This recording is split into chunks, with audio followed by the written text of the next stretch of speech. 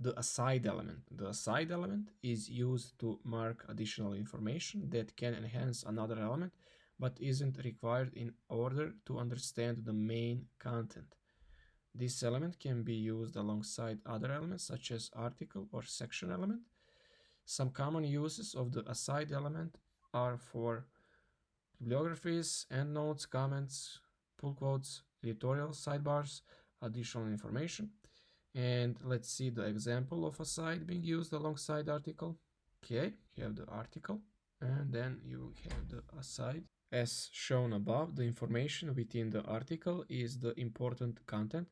Meanwhile, the information within the aside enhances the information in article, but is not required in order to understand it.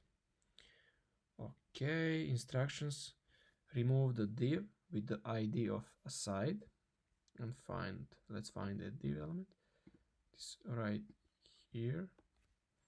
Tag and replace it with aside tag. Don't forget about the closing tag. And let's replace it with the aside tag.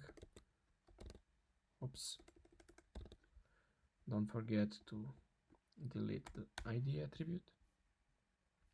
And let's save it. Okay, everything is fine.